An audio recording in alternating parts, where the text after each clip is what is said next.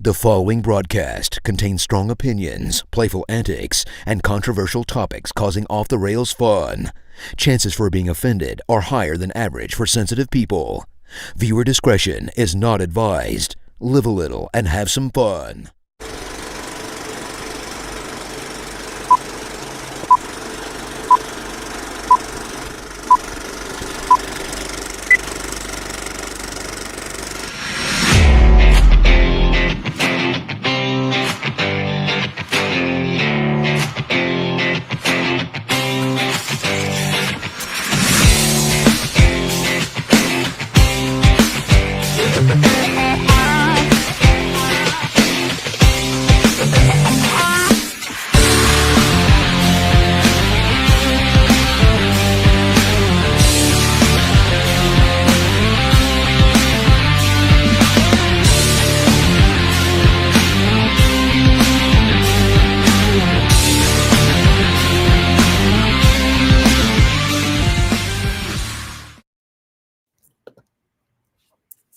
Hey, everybody. Welcome to the Coach's Box. I'm Kevin Halley. With me, as always, stuffing his face, is Jason Jarvis. Just racing back in the door about 3 minutes ago, probably. And this is episode 211 of the Coach's Box, the no agenda episode. We have no agenda for tonight. Jason and I have talked for all of about 8 seconds as to what we were going to do for this show tonight. And since Jim's not here, and since Zach is not here, we don't have to follow a plan. We don't really give a crap what we talk about tonight, do we, Jason? Yep, that's right. And we can talk about what we want, when we want. I don't have to worry about Jim making fun of Mizzou or anything like that. Yeah, we don't have to worry about Chris going all pixelated, Mad Max, because his internet sucks. Or hear Zach's dogs barking in the background. So it was Zach's dogs. I'm going to go with Zach's dogs because every time I go to Zach's house, all those dogs do is bark. So I'd bark if I had him as an owner, probably too. Oh, man. Oh, I love it when they're not here to defend themselves, huh? It's awesome. I mean, Chris is down and out. Jim's kind of down and out. I mean, you know, good thing old standby, I'm here. Yeah, because otherwise this would have been about 30 minutes of me solo just staring at the computer screen trying to figure out what the hell to talk about. Because I am not the timeout tirade kind of guy. I am I need to have a conversation with someone. So I'm glad you're here, Jason. I can't believe I said that. Yeah. So let's start with this. We'll go with this. We want to talk a little Mizzou football since we can. Mm-hmm. Yeah. No Ohio State football. No Ohio State football. So, well, what do we think about last week's game, that Auburn game? I think it's crazy you dropped after winning that game. It's crazy that you dropped when you win, especially with how some other teams lost during the week. But I'm curious as to what the conversations are when they start when people send in these rankings. What about the Mizzou win caused them to drop? Now, I'm not going to complain. They're still, what are they, 5-1 now? They're still 5-1. Well, I don't know why everybody's kind of all doom and gloom. They still have a chance to even play in the SEC title game if they continue to play well and win out. I mean, other things fall in there. They got a tough one this week. I mean, so a very tough one this week. But Brady Cook's on the doubtful list at the moment. I don't wonder if that's just a ploy. I'm fine with it if it is. Yeah, he's got to play if we want a chance. Yeah, because they looked really bad under Drew Pine for the 2.5 quarters that he played. They looked really bad. Well, yeah, and I'm not saying that Cook has,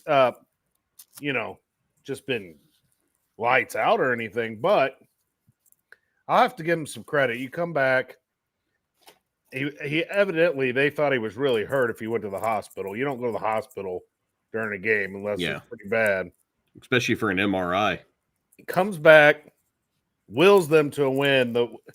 Running the football too to score. I was like, that was a courageous win. Good for him.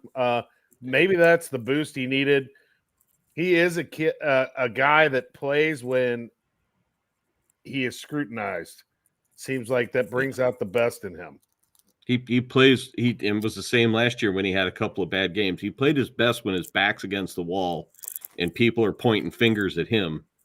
And he's not what you would call one of the arm talent type of quarterbacks.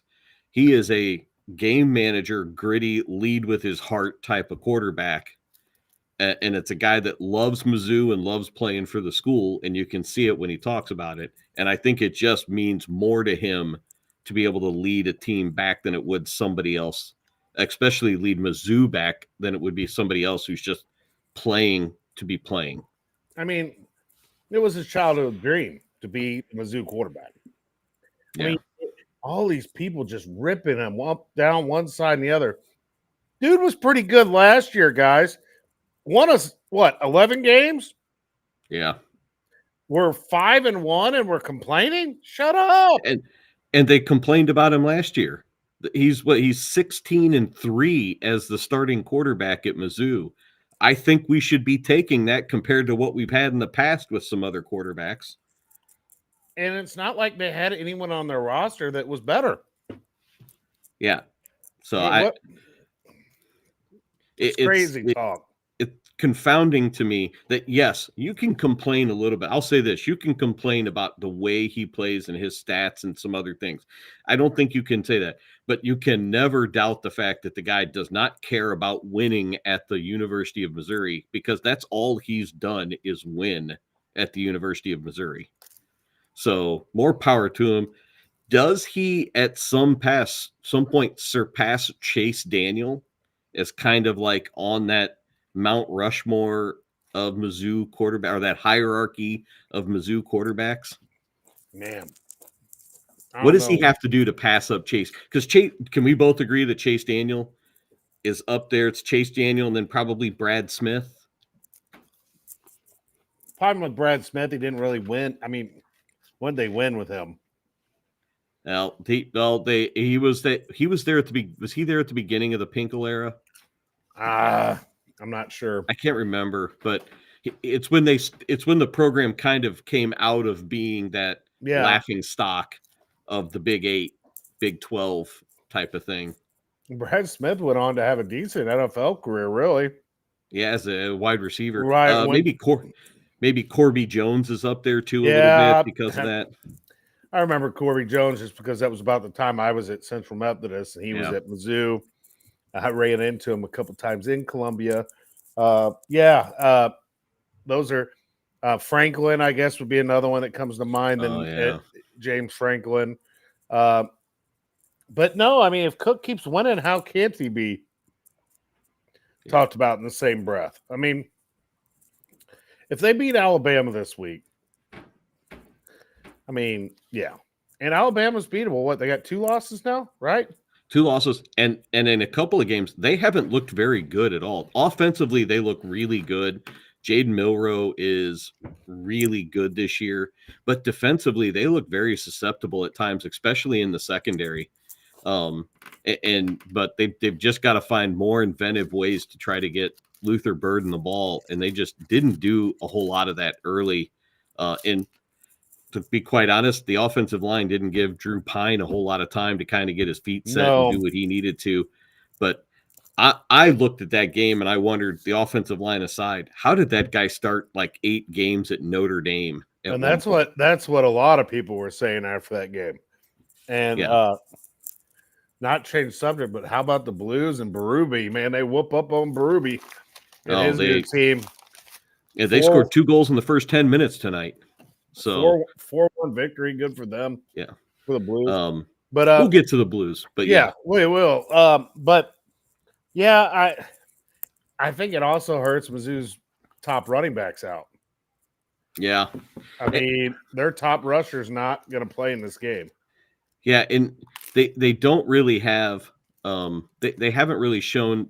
They brought in that other transfer. They have the Jamal Roberts from St. Mary's. They have the freshman, the Lacey kid from Texas, who's supposed to be pretty good. So they have some talented depth, but none of them have that speed or elusiveness that Noel had, or has, I should say. So that, and you could notice that in the run game on last Saturday, that when he wasn't in, since he didn't play, it was a tough go of it. In the offensive line, I don't think got enough push against Auburn. And so they're going to have to be better this week in the trenches in order to do that. If there's any spot that I'm really disappointed in, it is the offensive line this year. Yeah, they have a lot of returners coming back from last year. Yeah. I thought they'd be more dominant up front offensive line wise, and especially going against that defensive line that they have every day in practice. I thought they'd be much better because the defense has been really good for Mizzou this year. And that's what we thought to really shut up, Miller. Now I've totally lost. Oh, and that's what we were all worried about. I mean, that's what Jim kept pointing out about Mizzou, because the best, D-line recruit that they brought in was the transfer that blew out his knee or whatever real quick. And so we were worried. I was more worried about the defense than the offense. So I looked at, you had Weiss at receiver, you have Burden, you have the big tight end, and then you have Cook coming back. I'm thinking, okay, we got these transfers in that were going to be decent running backs. I thought, well, the offense is going to be our strong point, and no, it's been the defense. Yeah, I think even the secondary has been pretty good. Yeah, with the Pride, the transfer from Clemson, the Luther North transfer, Norwood has been really good out there as well. The linebacking core has been better than advertised. They lost a lot of talent from last year defensively, but they recruited some talent behind it that nobody really knew about, and they've really shown this year. Plus, the new defensive coordinator taking over, Blake Baker, I think has done a really good job scheme-wise of not changing too much. We talked a lot about that early on. What was that going to look like with him being the new D coordinator? And my hat's off to him. He's done a great job, and they've made adjustments as the years went on, and they're playing pretty solid other than the Texas A&M game. But they were on the field the entire game, that game. I mean, our offense could do anything. Yeah, it's really kind of weird because we were talking up Moore as the OC Moore as being the one that would grow and become that next head coach. We were worried about losing him because of the work he had done. And then we lost the defensive coordinator. So we kind of thought, like you said, would be the other way around. I thought the offense would grow and the defense would struggle. But the defense has grown. The defensive coordinator has grown. The offense have struggled in play calling and in scheme and in execution. And they're going to have to figure that out this week against Alabama, because while it's not the same, it's not the Nick Saban Alabama, still a very good Alabama team. And it's tough to go play there. Oh, yeah. I mean, they had to go there. That's going to be a huge atmosphere.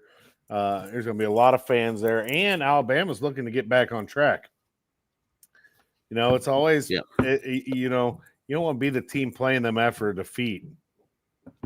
And that's what Mizzou is coming in to be. So see what happens. Yeah. I'm intrigued with some other matchups in the SEC. Chris said he picked Alabama. I did not, Chris. I went with the Tigers. So there is one that I could lose, but my pride and me being a diehard Mizzou Tiger fan, I couldn't do it. I was like, if I don't pick them, how can I root for them? I can't do it. So I picked them. Every other game that I picked, I pick with my brain. I pick with, the facts and what to go. But the Mizzou games, I have to pick with my heart, and I have to pick Mizzou. I got 2 picks this week that I made with my heart, and I'm probably going to get burned on both of them. But I got to like a 9-game lead, so I'm not too worried. I mean, the only one's even close to me is Zach, and I'm not worried. So I took my chances. I voted with my heart. Go Fighting Illini and go Tigers. Oh yeah. Well, it's for those that don't know what we're talking about, and we haven't really talked much about it if we have at all, but we have a college football pick'em within our group of 5 here. No, we haven't talked about it much. Jim, he just dropped out of it, big wuss. Yeah, well, Jarvis is in the lead. We pick about 25 games a week through Yahoo. And Jason is pretty much cleaning up around here. He's basically 100. He's picked 127 out of 175 games or something like that. So like it was only like I've only dropped. Yeah, I've done 70. Pretty well. Yeah, 73%. He's been correct 73% of the time. Zach at 68. I'm just behind him. It's 67%. So about 2/3 of the games I've gotten correct. And then Chris is right behind me at 66. So you have a lead, and then the three of us are bunched together. And then Jim kind of forgot about it a couple of weeks, and it thrown up a couple of goose eggs. So he kind of has, and I even put in the drop the lowest score week just to give everybody a chance to forget one, and it kind of got away from him. That was because of me, because I forgot one right the first week. Yeah, well, I did it last year when we did the pick. So yeah. So I was like, as the commissioner, I'm declaring we're going to drop the lowest one. But I mean, if Chris is well enough to do all this posting, we might as well just bring him in. Well, who knows what he looks like if he can even get to a microphone at this point. He's just texting with one hand. That's all he's doing, man. Oh, where's Mr. Ohio State tonight? Ron Rhodes asked. Well, he's just feeling a little under the weather. He's a little under the weather. I call him, Mr. You can count on. Oh, let's be nice to Jim this week. He's had a rough week. It's hard for me. It's still hard for me to be nice, but yeah, he's a big time. That's right. But it's hard. It's hard for me to complain about Mizzou. I mean, I'm still impressed that we've done what we did. We're down 17-3 against Auburn. I don't care what SEC team it is. It's hard to do. Yeah, going this year, especially this year, going anywhere in the SEC is tough. I mean, Vandy's tough. Come on. Well, Texas is going to Vanderbilt this weekend, and that was a tough one that Texas should still win that one. I picked Texas, but they shouldn't. They didn't look very good last week against Georgia, but it's now going to be an angry Texas going to Vanderbilt. They should still win that game. So it's going to be very. I wonder what that game will be like. But going anywhere in the SEC is tough to play, even the bad teams. So, yeah, and I got Chris here on the comments. First thing he's giving me crap because I'm feeding my face. Well, I was at my daughter's volleyball game, and Herculaneum lost in 4, and which I really think was the championship game against Notre Dame, and Notre Dame's going to move on to take on Maplewood Richmond Heights for the championship on Monday. But watched my daughter play her last high school volleyball game tonight. Man, it's going fast. Basketball around the corner. So, yeah. But that's why I was stuffing my face with some Jack in the Box on the way home. I made it enough time up that I could make it to Jack in the Box and make it here by 8:30, and I planned it perfectly. I'm pretty good. I'm pretty good at getting here right at 8:30 or 8 o'clock, whatever time we decide to start this thing. Boy, am I glad we did push this to 8:30, so we didn't have to do a half an hour of just me talking to no one. So, especially if you'd have been talking about that one sport that I won't even mention, but well, that one that Chris loves so much. Yes. In fact, I think he's probably binge watching some Ted Lasso today, more than likely. I have never watched. Everyone talks about that show. I guess I'm gonna have to watch it. I've never watched it. You need to watch it. It's a good show. But all right, so the rest of the SEC. Let's just talk about this while we've got a few minutes in this first segment. Okay. Oklahoma, Ole Miss. Man, I don't know. 2 teams there. To me, it's an easy one because I don't think Oklahoma's looked very good this year at times. They looked awful at South Carolina last week. Yeah, I'm with you. Ole Miss has probably got that one. Yeah, that's, I'll tell you an Ole intriguing Miss. one is that LSU Texas A&M game. Yes, I took Texas A&M. I had to take Texas A&M because it's at Texas A&M. Yeah, and there's just something about that place in prime time. Because is that the 6:30? That's the college game day game. So that campus is going to be ruckus. Yeah, it's going to be rocking. That'd be a fun game to be at. That 12th man, the brigade, that the whole thing, it's going to be loud in there. So, yeah, that's gonna be a fun one. But I did take Texas A&M. That was the big reason because of where it was at. You got some interesting rivalry games this week. You got Kansas and Kansas State. I mean, I still think Kansas State's going to win that one. You got Nebraska at Ohio State. I mean, that's an interesting game to me. I mean, I know Nebraska's taking some lumps here, but I'm sure you picked Pittsburgh right in that Syracuse game because they're up 31-6. So, I hope I did. I'll have to look that back up again. But well, I mean, Pittsburgh's ranked 19th. Syracuse ain't ranked. You got Boise State and UNLV. The Washington and the upstart Indiana Hoosiers. Yeah, Indiana's tough, man. Everywhere that coach goes, he wins. And he'll let you know about it too. He said it in a couple of interviews right now. So, got Navy. Well, I know I'm jumping all over Navy, Notre Dame, and Navy. Yeah. How about having Navy and Army ranked together for the first time in a long time? Wow, that's kind of crazy. It's crazy how wide open college football is this year. Yeah, it's just to be ranked, even 15th is still a very good ranking just because of the parity that's across all of college football. So, which is Navy's ranked what, 24? Well, I mean, I'm just saying 15, but both Army and Navy, I think, are ranked 22 and 23. I think is where they're at.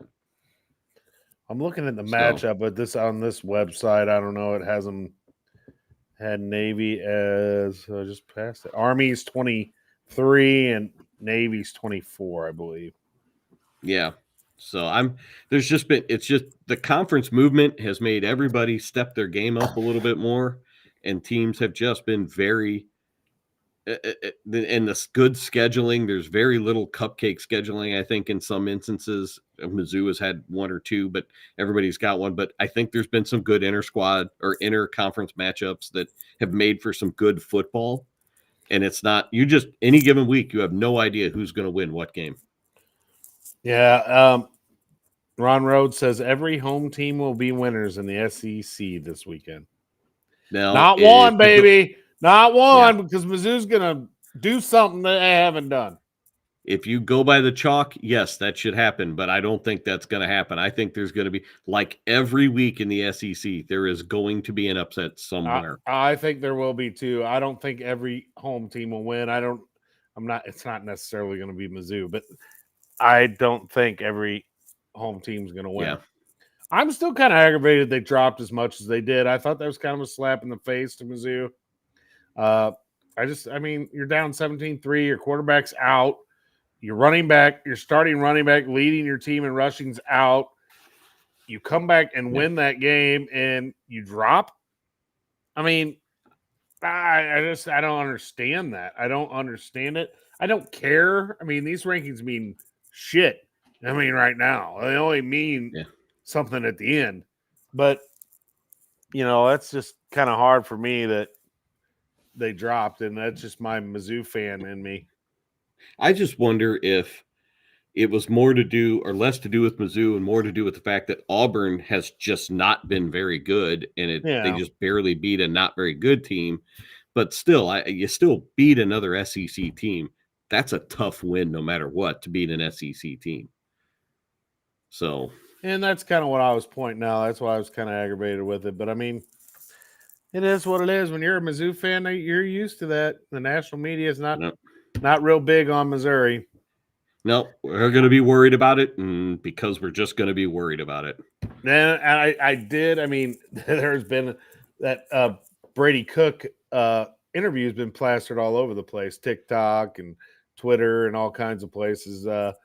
You could just tell, not just Missouri fans, but I think all fans in general, when you see someone that cares that much about their program, you don't have that much anymore.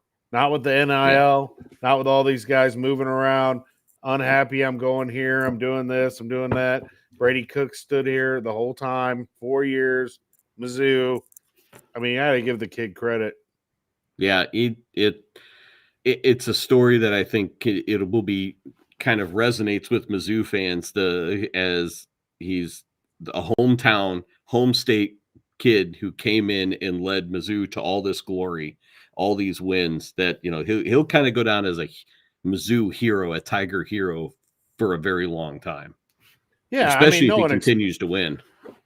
Yeah, if he continues to play well the rest of the year, I mean, you can't overshadow what he did last year. I mean, he's been a solid quarterback. I mean, he's not Elway, he's not Marino. I mean, but he's been a solid quarterback. He's not going to go to the NFL. He's probably not going to go to the NFL in win over Brock Purdy style there or anything like that. Not saying he can't. He probably won't. But you look at Mizzou quarterbacks. Hate to bring up a bad thing, but you look at Mizzou quarterbacks, and not many have went to the NFL and just lit it up. No, but they've all, at least two, have made a whole lot of money holding a clipboard. Gosh, Chase Daniel, Blaine Gabbert, and Chase Daniel. I know those two have made. Think about all the money they've made, and they're not going to feel as old as they probably would have if they would have played. I mean, like these other guys. Is that a recruiting pitch for Drink, for some talented quarterback? Hey, if you come to Mizzou, you can go make a bunch of money in the NFL and never get touched. Yeah, and never get touched.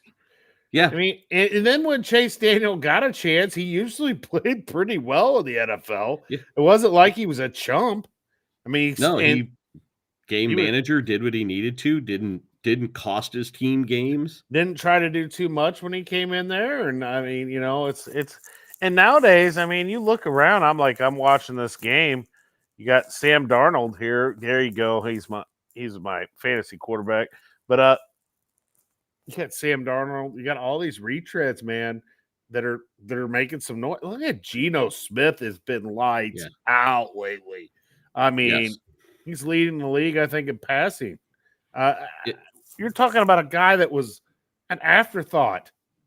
What? Yeah, on two, he went through two other teams, which now makes me wonder. And we get into this, and we can talk about it a little bit. We talked to retreads. It's not so much the quarterback; it's got to be the environment in which that quarterback's in, especially when they're younger.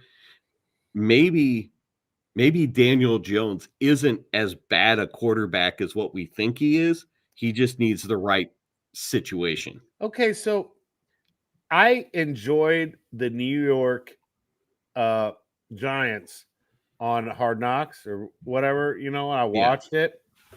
But my gosh, their decision making has just been bad on their drafting situation, and gosh, and letting Barkley go. I don't know what they were thinking. If you're going to let Barkley go, then you had to sign like Henry or somebody. You can't just let your whole 80%, whatever he was, 60% of their offense, 50, and then don't address the situation any other way possible. Yes. And you're worried about a quarterback that hasn't played and you're going to get rid of the best weapon you have and then expect Daniel Jones to pick up the slack. Zach would really be on this right now if he was on here. The Giants, man, they really screwed that all up. And for as loyal a fan base as what the Giants have, because inside New York and even around the whole northeastern area, the Giants kind of have a fan base that stretches across the country because they spread out from New York. There's Giant fans everywhere. How they're not in bigger uproar, and maybe they are, and we're not seeing it here in St. Louis, but they should be in a massive uproar for where this team has gone. By the way of the Knicks, they run it into the ground the way they did the Knicks for a couple of years. What's with New York franchises? Can't they, other than the Yankees and Mets, can't they get it right? I mean, it's weird. Giants fans got to feel like Cardinals fans feel about right now. No, that's a great analogy. Yeah.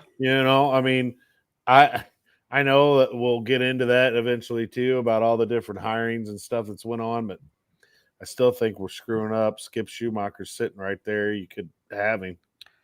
Yeah, I want to wait and get into that when the other guys are here so that we can hear all the negativity at once. All the negativity at once. Sam Darnold, just keep completing passes, baby. Let's go. Yes. So about ready for a break, aren't we? Yeah, let's go take a break. When we come back, maybe we'll talk a little bit of Blues for a little bit, and we'll go from there. Who the hell knows? It's no agenda night. So. No agenda night. We're going wherever the hell we want to go. Yeah, let's see if I do this right. Maybe we won't even go to commercial correctly. Oh, well, that could be a possibility. I already got chimed in because I don't know how to push a button. Yeah, well, it looks different than it used to. So, but we'll be right back after these messages.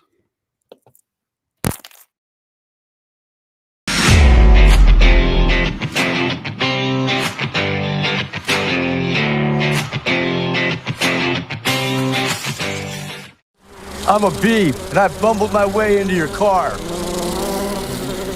Buzz. But this hive isn't big enough for the both of us. Boo!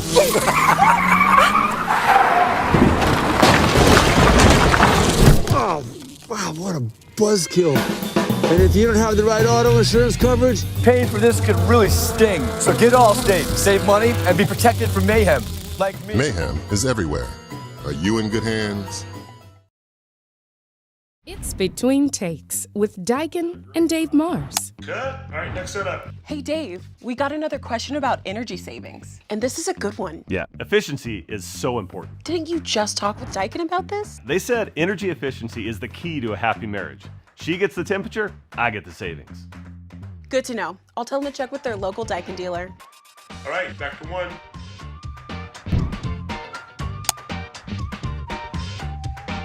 Give Home by SMCI a call today at 636-337-4444 or email them at service@homebysmci.com. You need new entertainment. You need full-length content. You need the Real Fresh channel. Hey, I'm Health Fresh from the Real Fresh channel. Subscribe today on YouTube. We have new content. We are a network of podcasters putting out new stuff every single day. Whether you need sports, pro or college, whether you need comedies, whether you need pop culture, whether you need wrestling, we've got so much content on there. Gaming, check it out. Live, not live, we've got it all. The Real Fresh channel.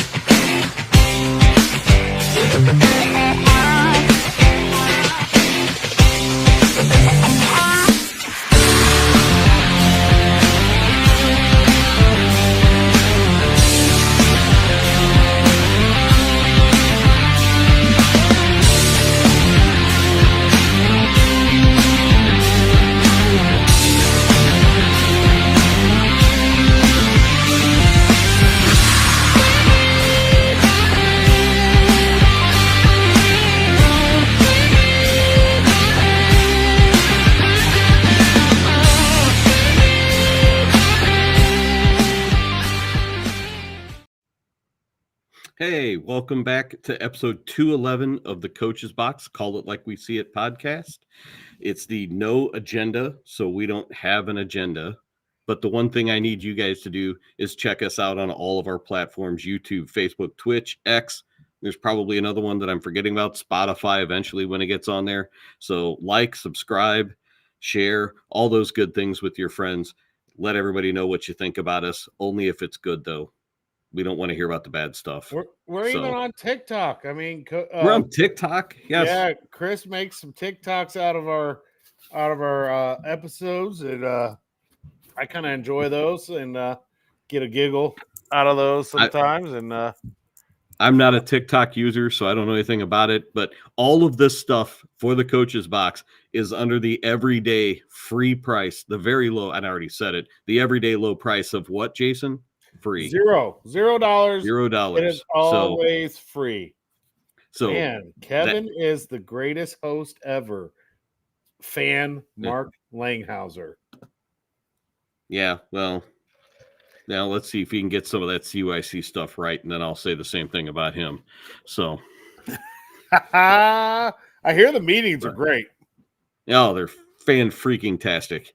So, but like as any Zoom meeting would be, nobody can ever make a Zoom meeting interesting. It just doesn't work for anything for any reason whatsoever. Oh, that's a thing of COVID right there, baby. Yep. So let's talk a little bit about our Blues, who we weren't sure what to think about them this year. They've been pretty good.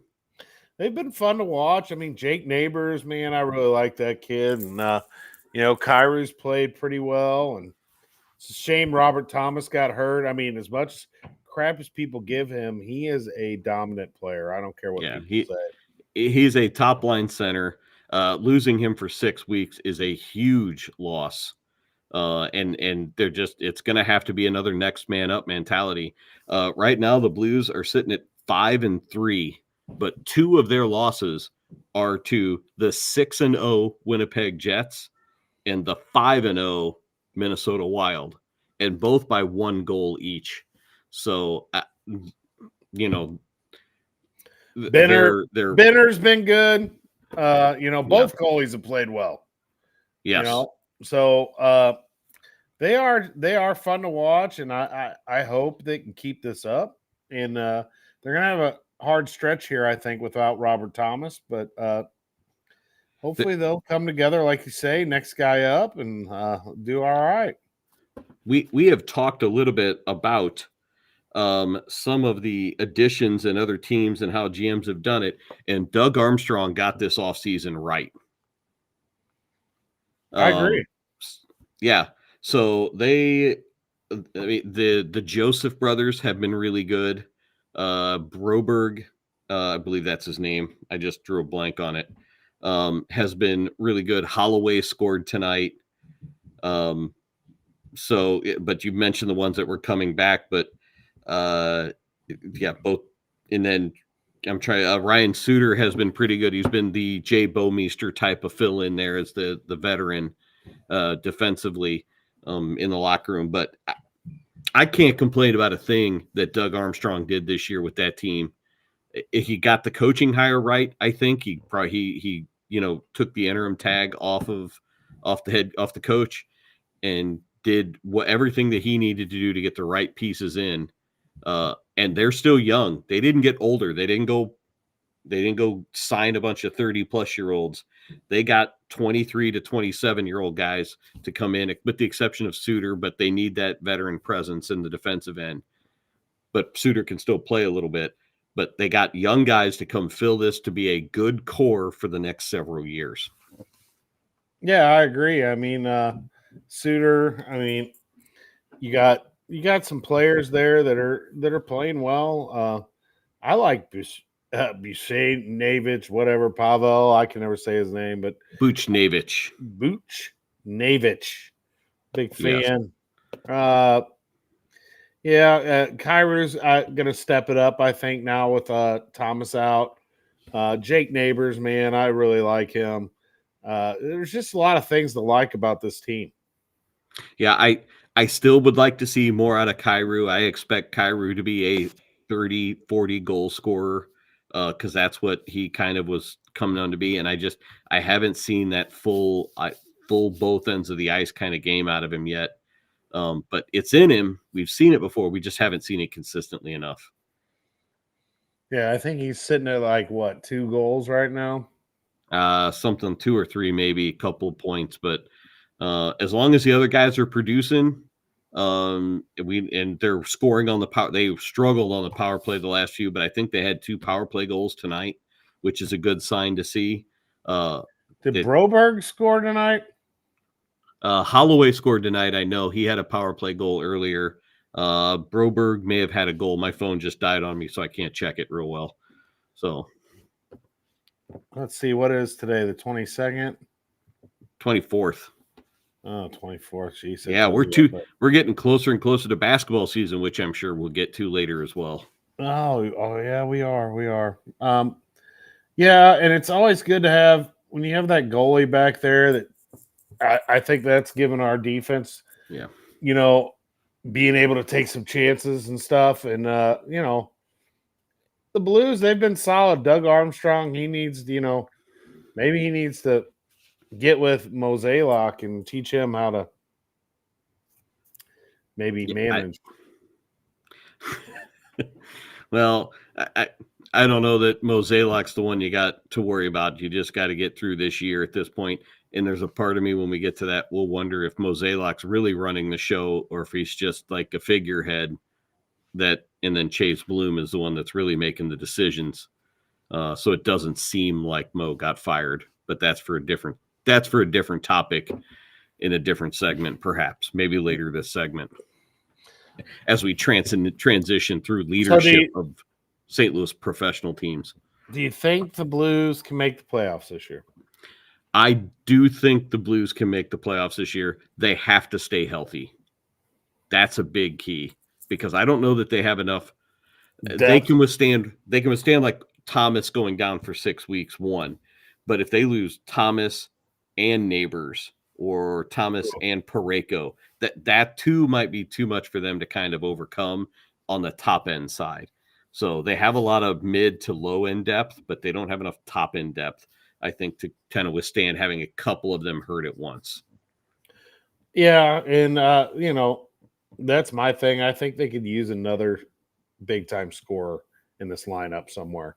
I think if they stay in the hunt come trade deadline time, I think that Armstrong probably will go hunt himself one somewhere. Yeah, and at least with Armstrong, if they're in the hunt, he's probably going to do something. Yeah, he's going to make a move. It's not going to be like a Mozeliak move. So, yes, I think he'll do something. But I think you said it earlier as well. The real key, I think, or one of the bigger keys that a lot of teams don't have is we have a true backup situation. Benner's the number one. There's no doubt about that. But there's very little drop off if you go to Hofer in goal, and you can use him more often and keep Benner fresh towards the end of the year by not having to overplay him in order to stay in games. Yeah, I agree. So is it safe to say that the Blues are the best run professional organization in St. Louis? Right now? Yes. I mean, I guess Jim would maybe argue the city, or you may argue the city. I would. City's better, but I think the Blues have won more. City fixed it in the last 3-4 months of the season this year, because I think they messed some things up earlier in the year. The Blues overall are best. City is well above the Cardinals. I would say St. Louis U is ahead of the Cardinals right now. So it'll be interesting to see where the Blues go forward. The question is the West is tough. It's where do the Blues fall in the playoff picture? I think they have to stay in the top half. They have to stay in the top 4 of the Western Conference in order to really give themselves a chance come playoff time.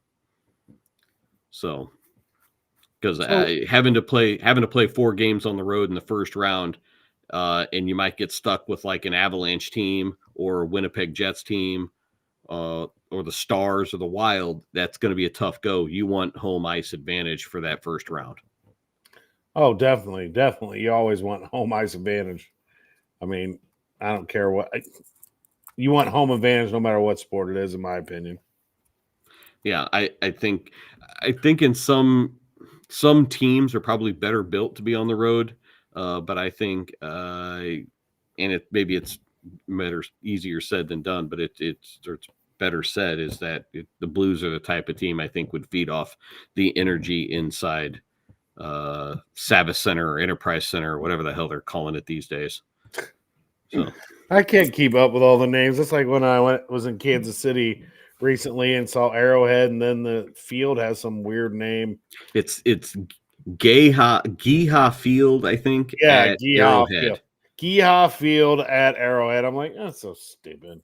But I guess if you're getting money from them, it's not. But yeah, they'll pay for anything because I think it's the same at Kauffman. I think the field is named something at Kauffman Stadium. I think it's very similar. So yeah, it's still a cool setup in Kansas City with them right next to each other like that. I hope they keep it. I know there's talk I of them don't know moving if they stadiums. will. Yeah, I just hope they stay in the Missouri side and they don't go to the Kansas side. Well, that's the talk. I thought was them trying to go to the Kansas side, wasn't it? Yeah, because there's a larger population base. I think over on that side, there's more open land closer to the downtown area. Because right now they're not really close to the. I mean, they're not far from it. They're not out in the middle of nowhere, but they're not exactly downtown. I think it would be like in St. Louis. It'd be like being in St. Charles, type of area. I will say I stopped at a neat place in KC. Me and Dylan on our way back from KU, called the Peanut. It's been there since 1933, but they specialize in some wings, and they're full size wings, not just the. Did you get some for Chris? I did not get any for Chris. No, but man, they were all good. right. You've already paid that up. Yes, so. I did. I did finally pay that up, but they were good. Good place. I recommend. If you're not going to get barbecue while you're in KC, Yeah. But do you have no. While we're here, do you have a favorite barbecue place in KC? Have you been to any? I've only been to one. It's been so long. I don't know. Okay. I couldn't tell you where to go in KC for barbecue.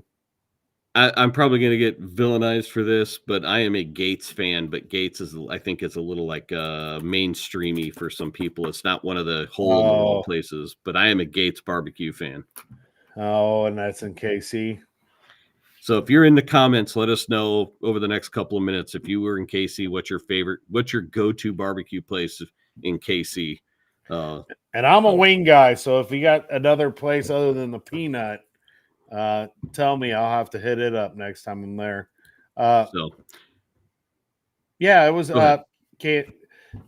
Kansas City. It's an interesting town. Yep. So, all right, let's transition a little bit. Let's go ahead and go to the Cardinals while we're talking here. Oh, boy. And some of their off-season hires, non-hires, decisions, non-decisions, what they're going to do. So, the first one that we're going to talk about is the fact that they made no real changes to the front office or top management in the dugout in keeping both Marmol and Mozeliak in their current positions. Good decision, bad decision. I think we know the answer to this, but let's talk about that for a few minutes. I don't know. I guess they're just. I hate the whole legacy thing, blah blah blah, all that crap. There's a small part of me that thinks that DeWitt did not want to fire Mozeliak, but he did not want Mozeliak to have as much power before. So he said, here's what we're going to do. You're going to stay on for the last year of your contract, and you can just retire and ride off into the sunset. You can say you're still this position, but this other guy, Bloom, I think it's Chase Bloom, whatever his name is. Yeah. He's the one with the real power making decisions. And you can already see that they've made some other hires. I think they hired a highly respected player development guy away from the Guardians to come be the new director of player development. which means he's the one that kind of sets the policies and things like that, on how players will develop and teams will play and what kind of players they want and look for in draft. He will set all of those types of policies and put in I'm trying to think the word I want to use, but he'll put the coaches in place that will teach that methods that they want. And the Guardians have been really good for the last couple of years. So maybe he'll have some say in that. And then they made some changes in the dugout in that hired a new hitting coach. Yeah, they hired Brent Brown as hitting coach. He got a strong endorsement from former Cardinal bench coach Skip Schumacher. And he was so Skip Schumacher's a big fan of Brent Brown. That makes me feel better. I do like that they brought in John Jay. He used to be one of my favorite role players for the Cardinals. Be interesting to see what he does with that. But Brown has been the offensive coordinator and bench coach for the Mariners.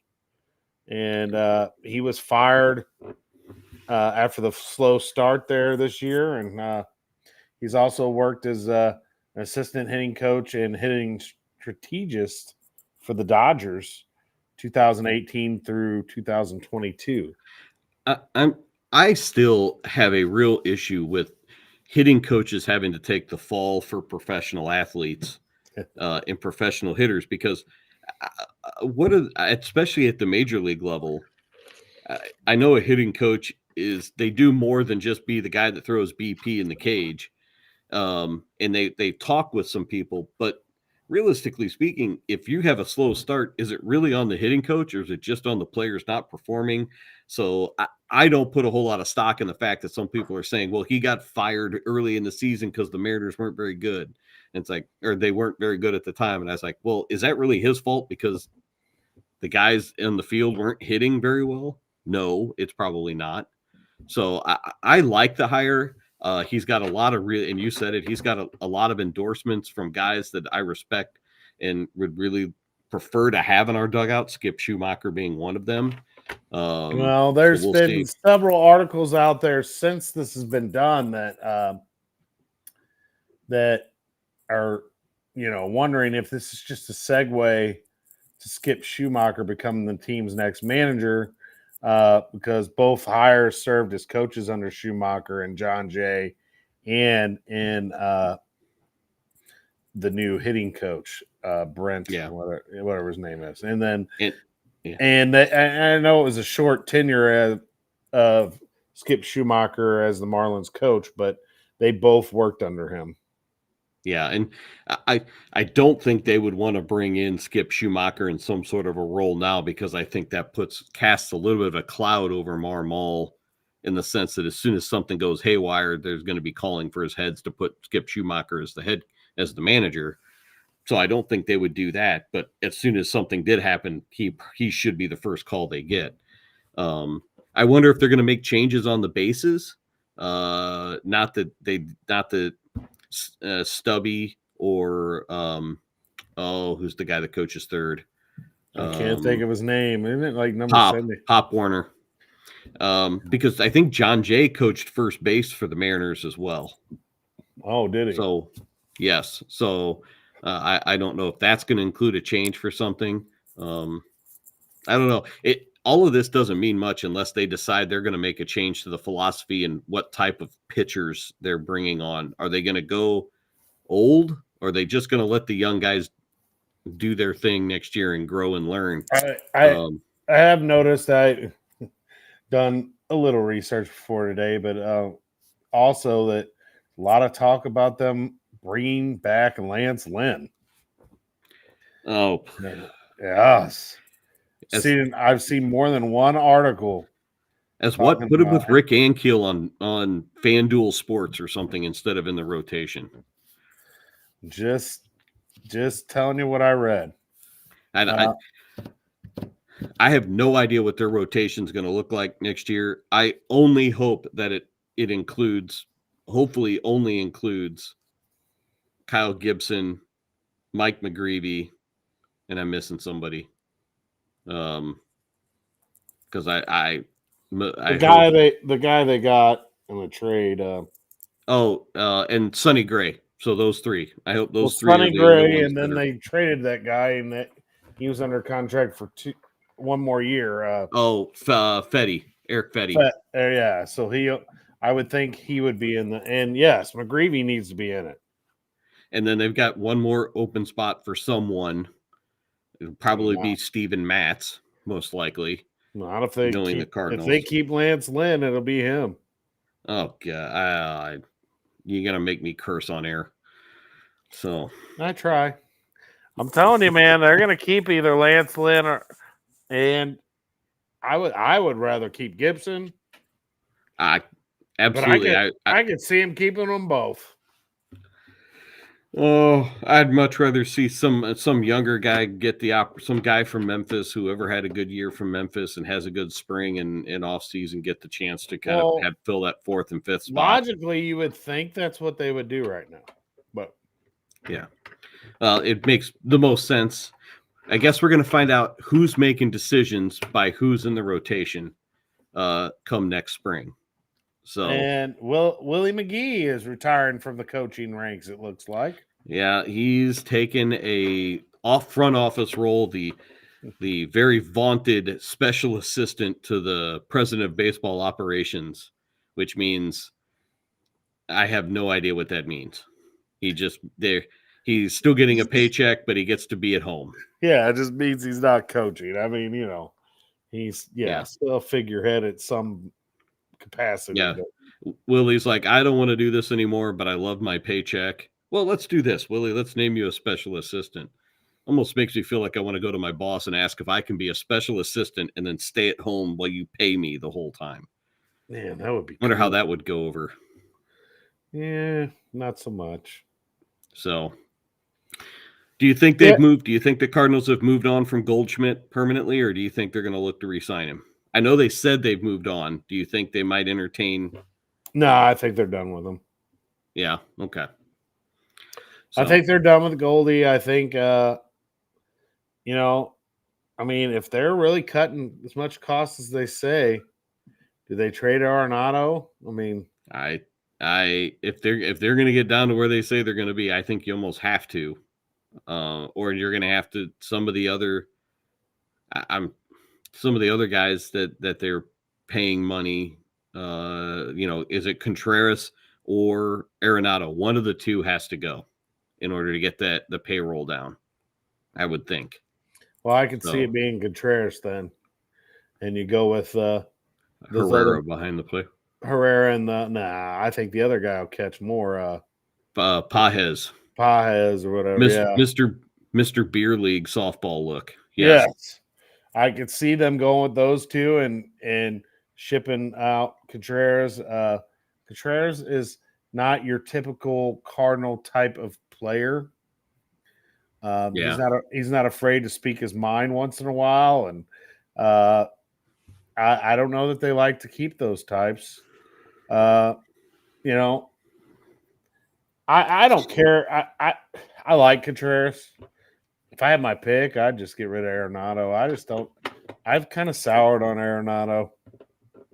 I don't think we're getting the value out of what we're paying Arenado that we should be, especially if we're going to be paying him, as much as what he is per year. I don't think we're getting any. He just doesn't even look like he's. I don't know. He just doesn't even seem like he's in it. Well, it's one of those things. It's like, is he trying to help the team win, or is he only happy when the team is winning? That's a good question to kind of have. Is he really the leader in the locker room to take a team, or is he a really good player on teams that are good? And that's kind of what I felt about Goldschmidt too. I mean, yeah. I don't know, man. I just thought we would get more with those two's primes than we did, and we didn't. We should have gotten more out of them, because one year, didn't they finish like first and third in MVP voting? Yep. And it was a shame they got wasted, because they have less than serviceable pitching. No. Yeah, and I hope whatever changes, they made changes to the batting instructor and all that, but what about the pitching side of things? What is our pitching philosophy? We still pitching to contact? Pitching to contact is not what baseball is right now. Baseball it's not that. I thought they talked about changing philosophies to go to more swing and miss stuff last year. So did I, but it doesn't look that way. I think they are at the lower levels in the minor leagues. They're developing more swing and miss, hard throwing guys.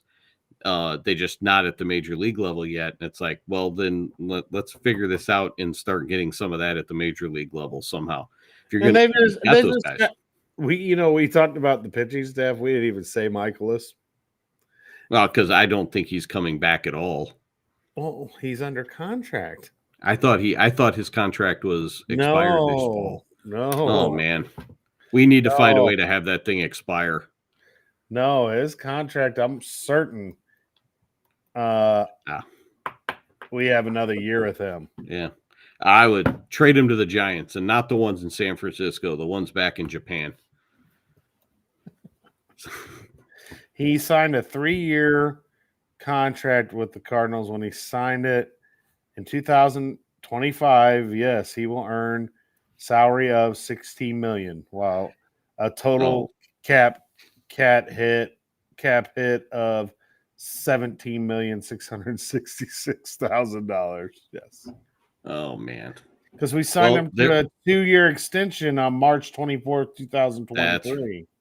Yeah. All right. So, we got to somehow either get that off the books or deal with Michaelis giving up home runs left and right again. Yeah, because that when you didn't even mention him, I was thinking, man, he must not. Yeah, I thought his contract was up at the end of the season. We can only wish so much, Kevin. But so what's the going rate for a pitcher that can't get anybody out that is aging but has a nice mustache? Does he make any salsa? Or does he? No. This is. I would rather take Goose Gossage right now in his 60s or 70s over Miles Michaelis. Oh, Miles Michaelis, man. Pitches the gym one night and then gives up 10 the next. You just don't know. Yeah, it's insane, and I don't. It's frustrating, the lack of consistency. So, and we got a game on our hands here with the Rams and the Vikings. 2021 fourth quarter, Rams driving, and they're the ones up. So, let's go to break. We'll come back for our third segment, and we'll wrap up in the third segment a couple of things and just do a couple of random crap. See what we've got going on. All right, we could talk about a lot of random stuff, which we already have. But yep. All right, we'll be right back with it.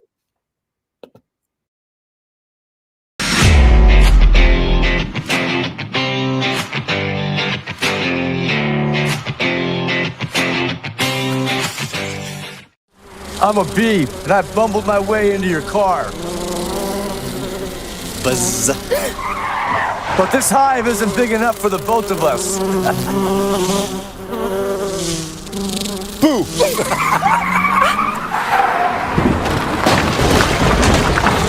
Oh, wow, what a buzzkill. And if you don't have the right auto insurance coverage, paying for this could really sting. So get Allstate, save money, and be protected from mayhem. Like me. Mayhem is everywhere. Are you in good hands? It's Between Takes with Daikin and Dave Mars. Good. All right, next set up. Hey, Dave, we got another question about energy savings. And this is a good one. Yeah, efficiency is so important. Didn't you just talk with Daikin about this? They said energy efficiency is the key to a happy marriage. She gets the temperature, I get the savings. Good to know. I'll tell them to check with their local Daikin dealer. All right, back to one.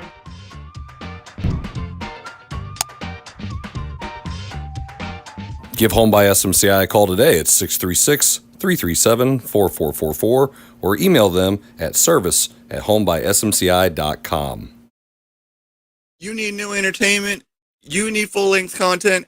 you need the Real Fresh channel. Hey, I'm How Fresh from the Real Fresh channel. Subscribe today on YouTube. We have new content. We are a network of podcasters putting out new stuff every single day. Whether you need sports, pro or college, whether you need comedies, whether you need pop culture, whether you need wrestling, we've got so much content on there. Gaming, check it out. Live, not live, we've got it all. The Real Fresh channel.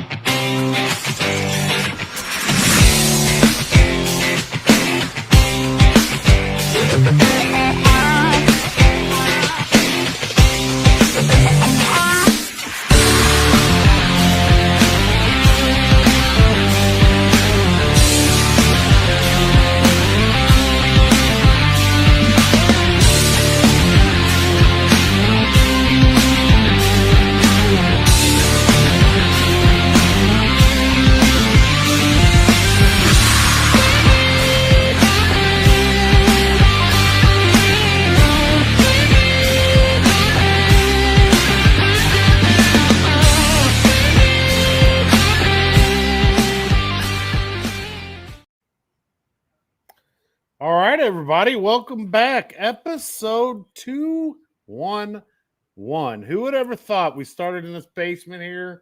We would be at episode 211. And we went through some ups and downs to get here, but we're here. And we're still free on all things that we do. And, it's been a fun time making all these episodes now. 211, I've probably been in about 90% of them. Jim's been about 25, but we won't talk about who's here and who's not all the time. But, 211 episodes. That's amazing. I never thought it would go this long. No, and I watched the first couple of episodes because I knew Chris, I knew Zach, I knew those guys when they started the show. Knew Matt Schutte. I was good friends with Matt Schutte, one of the OGs. Oh, Still man. talk Matt to him regularly. Schutte. Still on assignment. Yeah, still on assignment. Been on assignment for years, yes. So, been on assignment for almost 4 years now. So, you were just a couple of months coming up for 5 years. Couple more months. This will be 5 years of the Coach's Box. It doesn't seem like it's been that long, but 2020.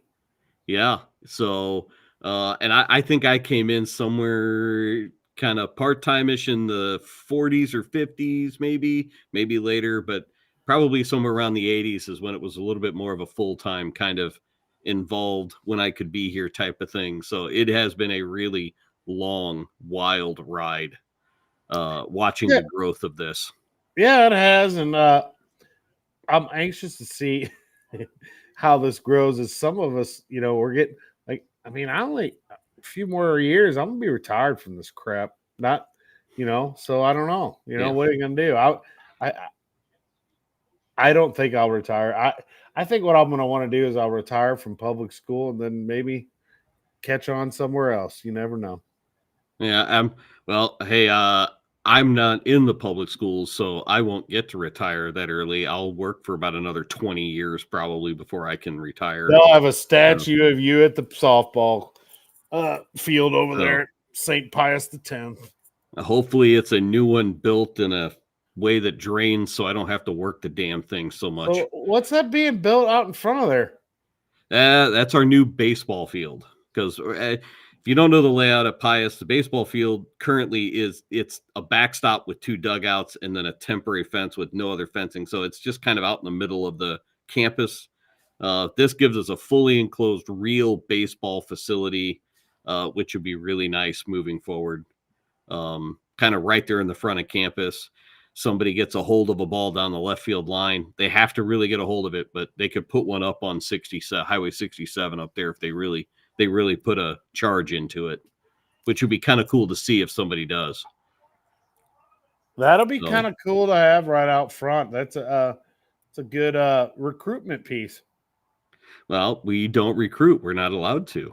We recruit students. That's what I will say. We recruit students. I wasn't saying anything. I'm just saying it's a good recruitment. It is very nice to have all of our facilities on campus and have a brand new one front and center when you pull in campus. Yes, that is extremely nice to have. Yeah, you can probably see some updates. Our superintendent, Dr. Freeman's been posting a lot of updates, but this warm weather has really helped us out. And Yeah. I hope it continues for a while and stays dry because they're starting on walls and stuff. I'm starting to get excited now. It's starting to look like a real building and It's gym. starting to look like a gym, a building, walls. I mean, it's going. And, they've had quite a few obstacles over there. And it's good that our community supported that and put the money out there for us. And, we've done a bunch of different things at our different schools that we've built onto the junior high. They put an awesome office out front of that and did some things there.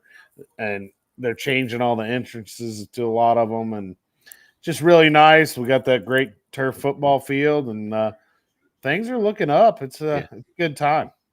Just in like the past 10 years or so being involved, and when you go up to Herculaneum High School, just the front of the facade of the school has changed so much in like right there next to the stadium, and I guess that's the cafeteria that's there now too. And you got the bell right there. It's pretty cool. I wish that if I would have had my dream, it would have been to have that gym right there where the old practice field was and put it right there in that hole right in front. But it's still going to be beautiful. It's I'm just excited. I can't wait. I hope July they do get it done in July, and we're good to go for 2025-26 basketball season.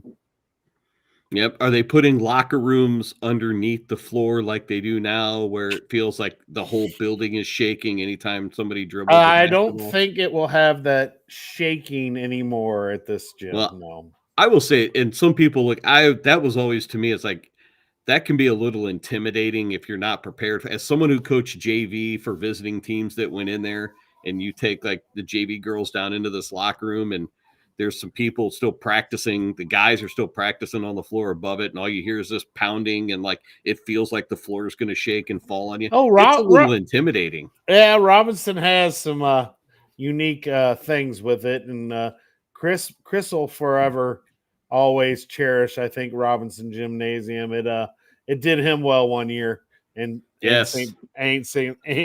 Pius very well that year. So yes, that was very nice. So most people I've ever seen in that gym, ever. Yes, for that game against Steelville. Yes, well, yes, was that game? I was one of them. So it was. I was not worth my money I paid to get in. I actually watched it on live stream because I left as soon as we were bowed out. I went on a coaching clinic, met up with the football staff, and I watched parts of it via hotel room. But man, I could just tell the atmosphere there was awesome. But we'll start some new traditions. Hopefully, a lot more wins in that new gymnasium we're building over there. So exciting times over at Dunklin. Yeah, it is exciting. You guys with the new gym and the new turf field with those facilities, and our kids this coming spring, our baseball field will be ready this spring for our kids. Oh, that's going to be awesome, man.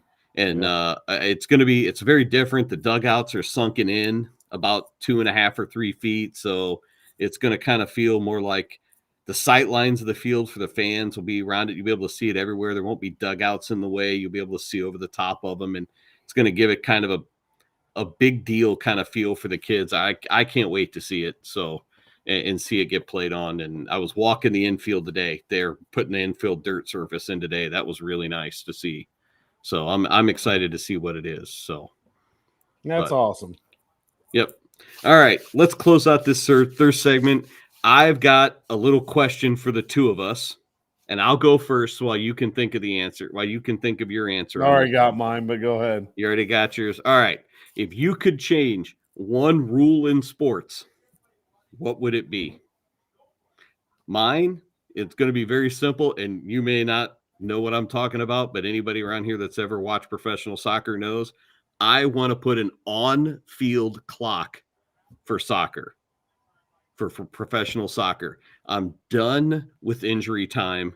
I'm done with stoppage time. I'm done with not really knowing, and I'm a soccer guy, how much time is on the clock. Put a clock. All these massive stadiums have clocks in them and scoreboards in them. There's zero reason, because every other sport does it, why somebody can't flip the switch on and off when they need to start and stop the clock. It would end all that time wasting. It would end all some of that other stuff. Would it end like extra time and all that crap? Yes. No more stoppage time. No more scoring a goal in 90 plus 4. No, it's only a 90-minute game. There shouldn't be any plus 4. Okay. I have never, I'm not going to lie to you. That's a good one because I never have understood because that crap. If you don't, because like the referee stops the watch. Like if they have to stop on each goal, they stop the watch. There's no reason why that referee, like in high school soccer, if there's a goal scored, just do one of these, which is the international symbol for stopping the clock, and then somebody in a booth flipping a switch. We have people in high school basketball gyms who figure this out all the time. We can find somebody in a professional soccer stadium to do it too. Heck, Stop the clock. You got we have 2 people on Friday nights in the football, one running the clock, one running the play clock. Yeah. And it's not like with this technology, the referee couldn't just have a button on his waistband that he starts and stops it with that type of thing. Yeah, that's a good one. That would be the rule that I think would change soccer for the viewing ability for a lot of people to be able to understand that what is this 90 plus 4? What is 45 plus 3? No, that means they just scored in the 45th minute, but it was actually 3 minutes past that. Just 45 minutes in the first half, 45 minutes in the second half. Let's just end this nonsense. All right. Well, I like that one. Let's get one. Mine, I know this will never happen, but get rid of offsides in hockey. Just get rid of it. What? So because I'm faster to get down there, you got to call offsides? Or, you know, I don't know. I just think it would be way wide open if you didn't have offsides. Yeah, hockey's a game where you can't really get away with cherry picking, unless I guess if we were on the power play, I might just go 4v4 and send somebody to the other end and just shoot the puck down the ice. Maybe, depending on the situation. You know, and if you don't know a lot about hockey and you go to a hockey game, I've been with people sometimes. And what was that? It's offsides. What? Yeah. In the whole scheme of things, offside's not a difficult concept. You just can't cross the blue line before the puck does. That's that simple. But it's hard to understand when it's going as fast paced as what hockey is. I like that. I like that rule. I like getting rid of that. You could say the same thing about soccer too, because I was gonna say you could include soccer too, but let's try not to say that word. Just say football. Football. Yeah. So, well, I will digress. I will admit that it's a very popular sport. It's just one that I'm not a fan of. It's not everybody's cup of tea. I get that. So now I may go to a St. Louis City game at some point because I haven't yet, but I'm gonna. Yeah. I'm gonna go check it out. I mean, I've been to St. Louis Steamers game back in the day, you know. So Yeah. I'm gonna go check out a City game at some point. And I mean, the stadium, the way I saw it when I drove by it looks like you'd be like almost on top of them. So I mean, it's got to be pretty exciting to watch. Right on top of it, having that supporters section right behind one of the goals, and the way that they just behave and act throughout, it's such a wild atmosphere that if you've never really been in a stadium during part of it, it's something very cool to see. Yeah. So, and you know, I know my son Dylan's kind of watched a little bit of soccer and stuff, and so at some point I'm gonna have to go to one of them. Yeah. So it's hard to admit on the air, but I did. Yeah. Well, hey Chris, when you get a chance, clip this for TikTok. So, well, all right, Jason, we got it- about 10 minutes left. Is there anything you want to talk about before we're done? No, I mean our my life and Chris's life is going to be turned upside down here in a little over a week, and the basketball season starts, and Chris is starting out at a new school, new experience, and I wish him all the luck in the world, and I won't be playing against him, which is kind of it's depressing. I always look forward competing against Chris, and I'm going to miss that this year, but I'm going to try to go catch a couple of his games so I can support him, as he's one of my best friends here. And, it was weird. We had this thing at school where we talked about priorities in your life. They were trying to do this thing, like, I don't know, it's like a personality thing or whatever. And I was just thinking about, man, my life is really going to be busy here soon. And I got to make sure I keep all those priorities in order. But looking forward to a new season. Every year it's always a new start. You never know what it may be. You in your head, you gotta have planned what you think the season's going to be like, and then it can either surprise you or destroy you. Yeah. And it's just a good buzz. I'm excited. Had a lot of kids participating. I mean, I had these preseason practices, and last night I had 29 at practice. So I mean, I'm excited. We're going to be young, but just can't wait for the season to get started. Yeah. Question, I'll just say, because in several years you've had to do double duty those first couple of weeks of if ending football season and starting basketball season. And sometimes, I guess, if you keep playing well, it could last for 2 or 3 weeks. So what does that look like for you on a daily basis? It's rough. It's been like that for a couple years. And you got football kids, they want to win on the football field, but they want to come to basketball practice too. And what that looks like is I go to practice for basketball after football's over. So I set up, because, you never know what's going to happen week 10. If we were to win, somehow upset somebody, week 10, I have my practice schedule set up where we're 5:30 to 8. And that way I can coach football if need be, and then start basketball tryouts after that. Now, sometimes it depends on the kids. Like my son, he would go to football practice, come straight up and practice basketball for 2.5 hours. The quarterback probably wasn't really what, I didn't, some of the kids would sit out. I would let them, if they're a football kid and they didn't want to practice because they were fear of getting hurt, I would let them sit out until football was over. But for myself, it was, man, those were long days to get to school at 7:10 and not leave school till 9.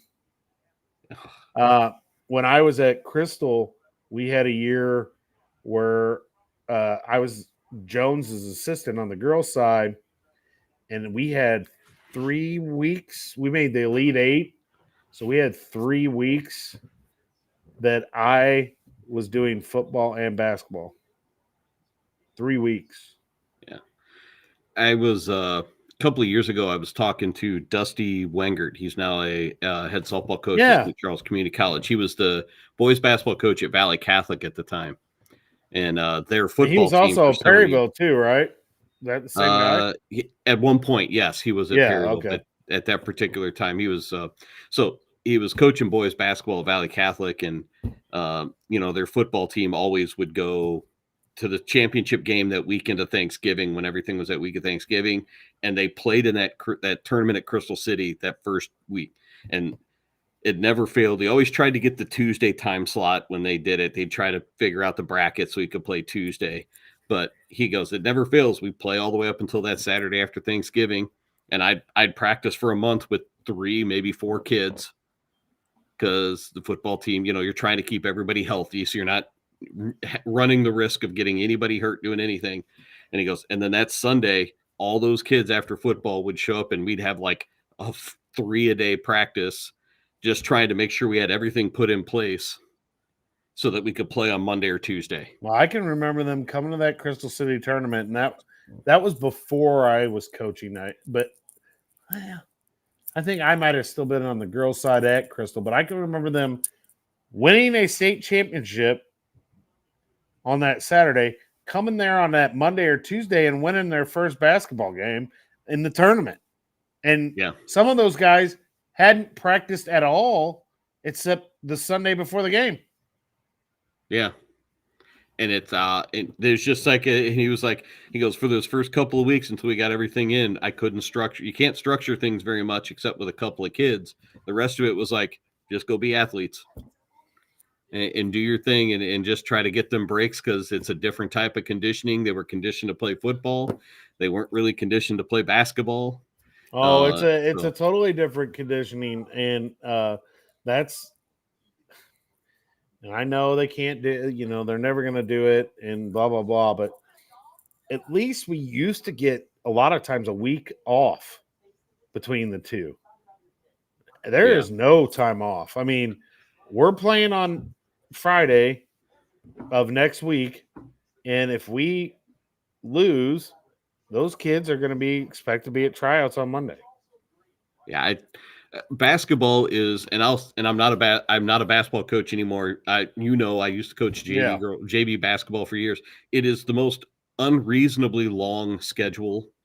It probably is about 2 weeks longer than it needs to be for those, but I understand it's got that Christmas break in the middle and some other things, but I would love to find a way to get that break back into that season for those kids so that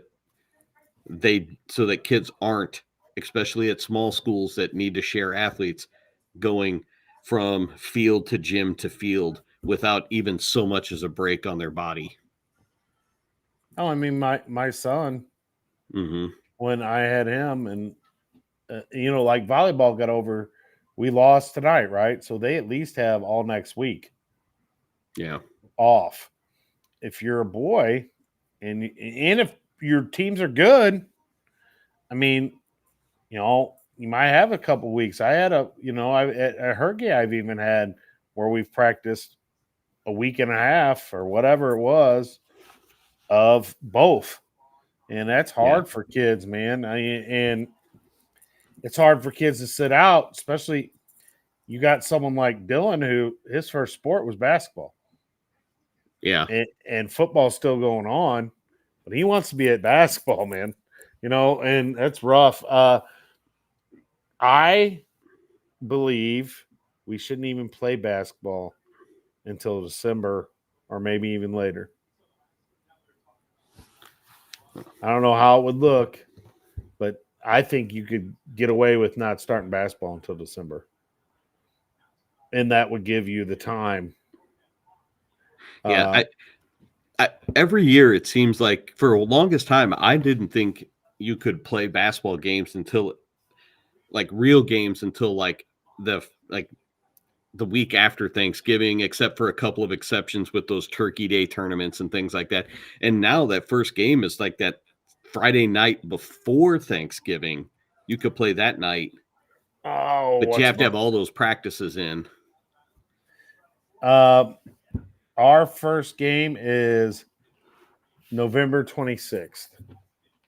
So, yeah, that's the Tuesday or the Monday before That's Thanksgiving. That's the Tuesday before Thanksgiving. So, we're going to play on the 26th, and then I'm going to give them the day before Thanksgiving off and then Thanksgiving off. And then we got to practice. We play in that Crystal City tournament possibly on that Monday, the 2nd. Yeah. I mean, our girls team plays in that amped lifestyle thing at the Farmington Civic Center that Saturday before Thanksgiving. So does Hergy. Yeah, so they've got to get all of those practices in those first couple of weeks, and you can't. And the way those schedules are set up, kids can't miss. If you miss a day for some reason, they're not going to be able to play in that first game because they don't have enough practices. Yeah, Jim just posted his first game is November 23rd. That's not. I think that's that Saturday because I think they might be in that. They may be down in that AMP tournament too. I don't know. Yeah, they are.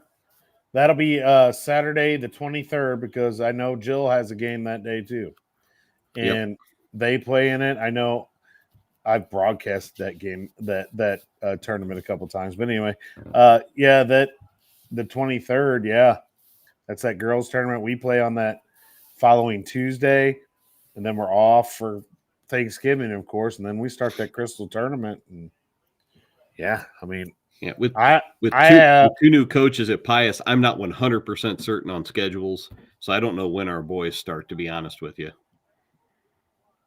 Yeah.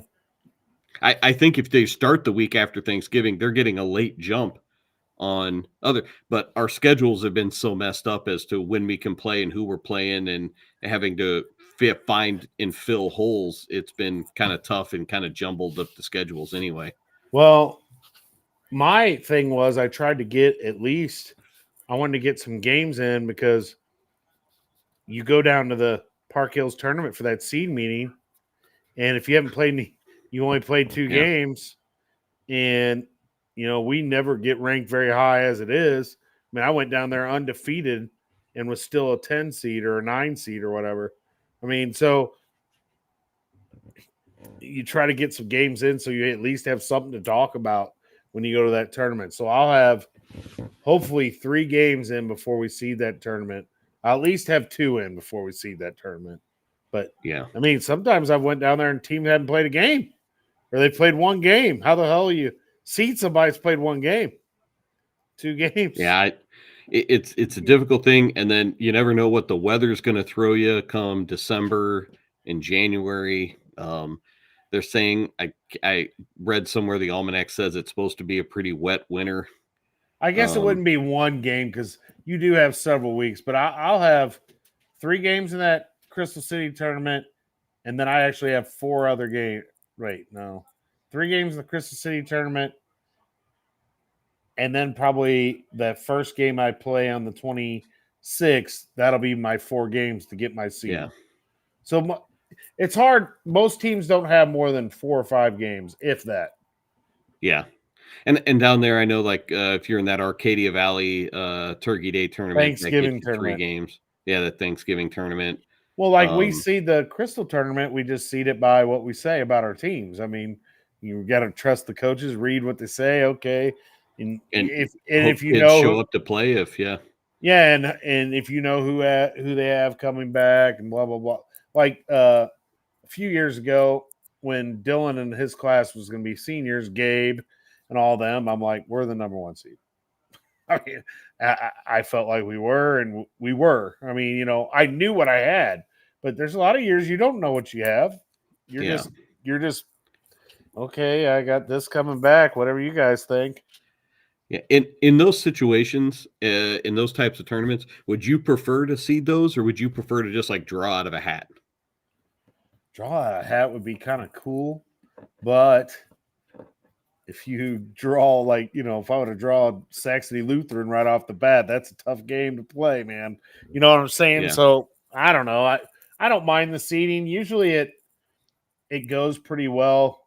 Most guys know each other enough in that tournament that we seed all right. Yeah. But 1 year we had Poplar Bluff in the tournament. So I mean, you never know who may move in and out of that tournament. The same as at least like our tournament, the Bruce Thomas, it's late enough in the season, no matter, who's in and who's out, you can at least have a gauge. But yeah, those early season tournaments, that's hard.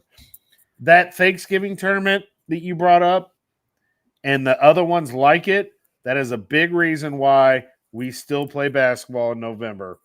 That's why. Yeah. I don't think there's many left that play those traditional. I think Arcadia Valley Borgia has a big Thanksgiving tournament. But I don't know how many those tournaments are still around, but that's why they're still playing some other ones will still play some straggler single games at the same time. That Jim agrees with me. That I'm on to something here. We don't agree much, but I think you can hold. I think seriously, basketball And I think, and some people would probably say I'm crazy, but I think you could play 3 games a week, some, and then less in the season too. It comes February. I don't need to practice 5 days, 4 days. Yeah. I can. It would force you in many times to have to play. You'd probably have to have deeper benches, play more kids, depending on your roster. If you're playing 3 games in a week, so you're not riding the same 5 or 6 for all those minutes. You're going to have to go a little. Yeah, you're going to have to go deeper at times. But I just think if they want to shorten that season a little bit, because it's long, man. You start November, like we're starting November 4th. You're not going to be done until the beginning of March.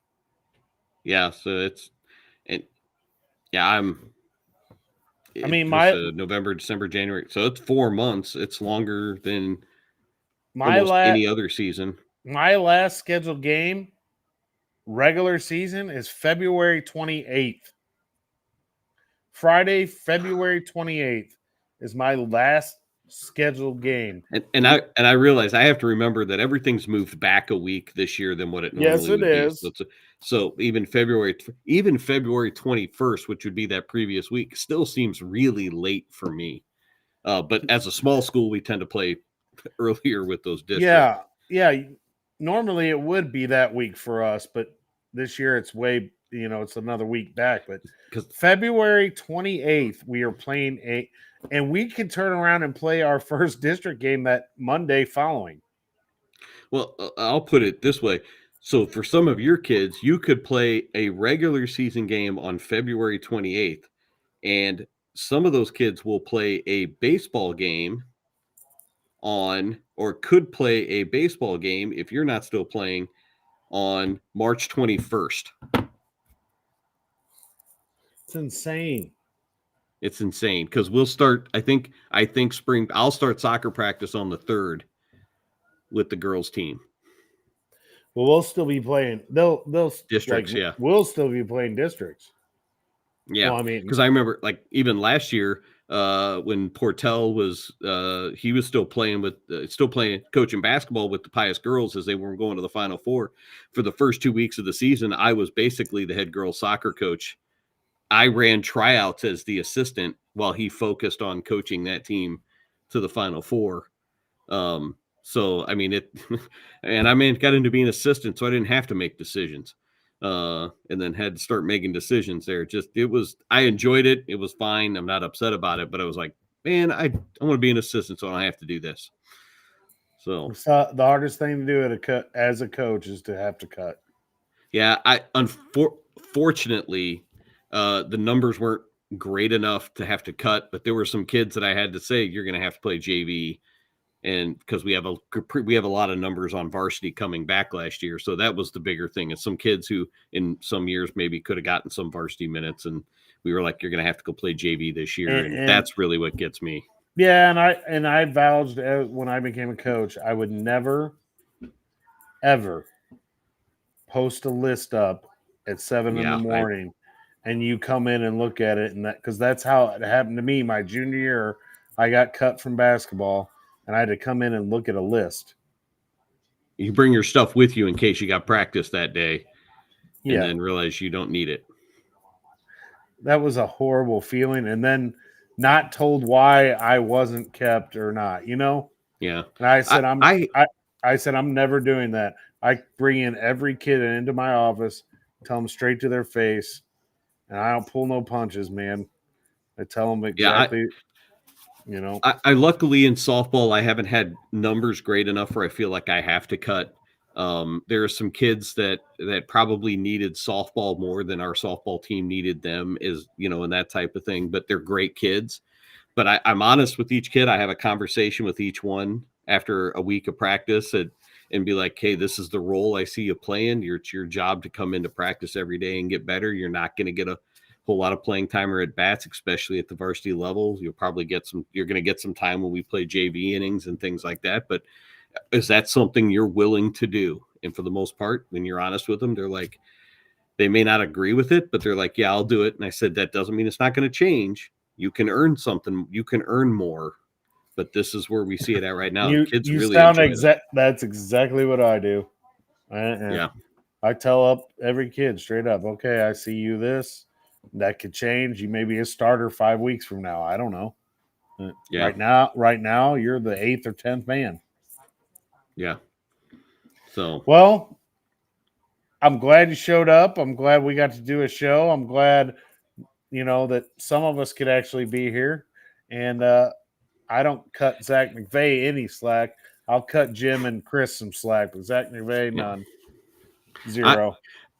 I don't know what next week is going to look like with Wednesday or with Thursday being Halloween. I don't know when we'll do the show next week.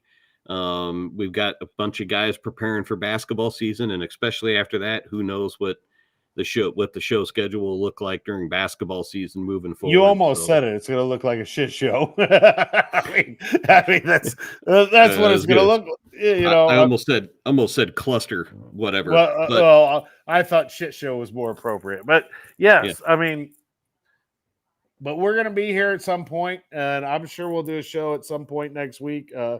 Probably won't be on Thursday though, with it being Halloween. I mean, I got a little rugrat I'm gonna be chasing around, so I got to take my 2 around the neighborhood and go get some candy. I got to get my dad tax, so get my candy out of it. So, but for those of you that stuck with us tonight, we appreciate it. We thank you for being here.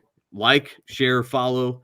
That's YouTube, Facebook, Twitch, Twitter, even TikTok, man. TikTok, yes. Follow us on any of those platforms, fine.